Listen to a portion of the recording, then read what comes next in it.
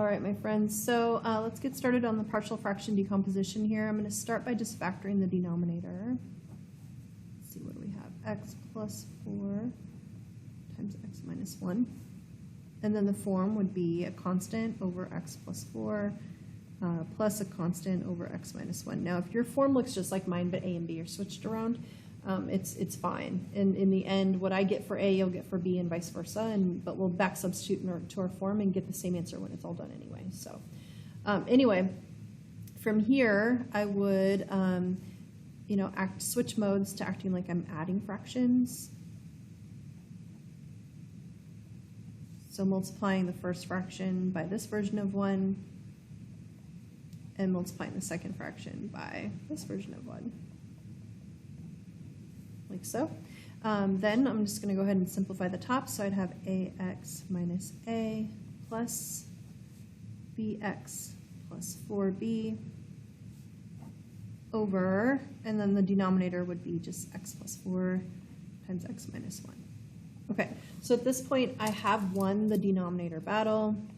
Now it would just be a matter of forcing the numerators to equal each other. So forcing 6x plus 5 to equal this expression here.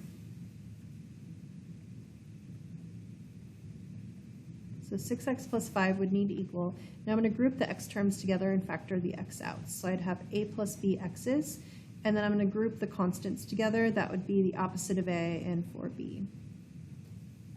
All right, and that leads to a system of equations because a plus b must equal 6. And negative a plus 4b must equal 5.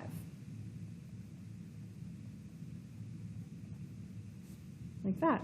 And so, to solve this system of equations, I personally would just add the rows together, since the a's are already opposites, and I should make that look more obvious. There we go. I'd end up with 5b equals 11, and then divide both sides by 5, and you end up with 11/5. And then to figure out what a is, I would back substitute right there. 6 right there, the 6 is equal to 30 over 5. And that would equal a plus, and b is 11 over 5. So you could just subtract the 11 over 5 over, and you'd end up with, what would that be? Is that 19? I think it is, yeah. Okay. Then your last part is to go back and back substitute these two values into your form and then get your final answer. So the conclusion would be 6x plus 5 over x squared plus 3x minus 4 is equal to, okay, so a is 19/5. So I'm going to go ahead and clean up the compound fraction. So 19/5 and then times 1 over x plus 4, basically. So you'd end up like that once you clear the compound fraction. And then b is 11/5, so put that in. And you'd end up with that. So this right here is the ideal answer. Okay? So points along the way, if you need some partial credit, we'll give you 1 point for getting the form right. And then 1 point for getting the b value, or actually, well, you wouldn't either a or b equaling 11/5, and then the other value equaling 19/5. So 1 point for getting those two numbers for each of those. And then the last 2 points are for getting the final answer right, okay? If you didn't clear the compound fractions, like here, if it says 19/5 over x plus 4, and here it says 11/5 over x minus 1, then you just take off 1 point. So there you go. That's your 5 points for that one. All right, my friends. Now let's look at part B. Anytime you have an improper fraction, you want to make sure that you write it in mixed fraction form using long division.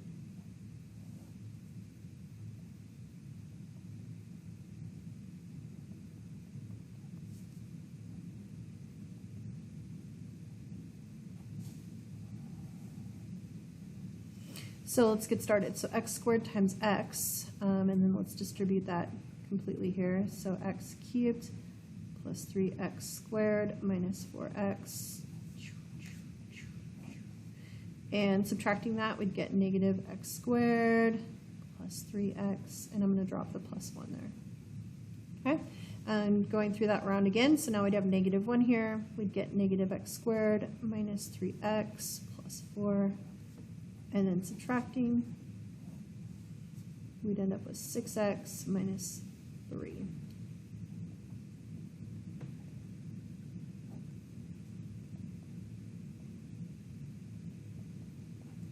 There we go. Okay, so we now know that the original fraction is equal to this expression right here. And then the only reason we're not done is because we actually haven't done partial fraction decomposition on anything. So the point is to take this remainder and then find its partial fraction decomposition. Okay, so then 6x minus 3, I'm going to go ahead and factor the denominator as x plus 4 times x minus 1. The form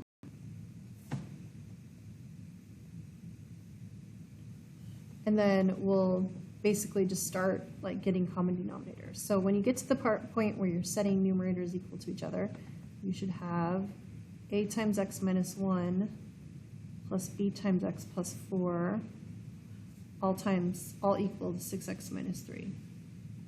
And then from there, you'd get 6 would have to equal a plus b, and -3 would have to equal the opposite of a plus 4b. All right, solving the system of equations, you could simply add the two rows together. You'd get 3 would equal 5b, which means b would equal 3/5. And let's back substitute right there. 6 would be 30 over 5 equals a plus 3/5, which means a would equal 27 over 5. All right, your final answer would be the x cubed plus 2x squared minus x plus 1 over x squared plus 3x minus 4 is equal to x minus 1 plus 27 over 5 times x plus 4 plus 3 over 5 times x minus 1. Whew. All right, let's find out where the partial credit is if you need it. All right, we had 5 points altogether. You're going to get 2 points for knowing that you should use long division. So evidence of long division, even if you messed up the long division, you get 2 points for showing that you knew to do it. Okay? You're going to get 1 point for getting 3/5 and 1 point for getting 27/5 for your constants. And then your final answer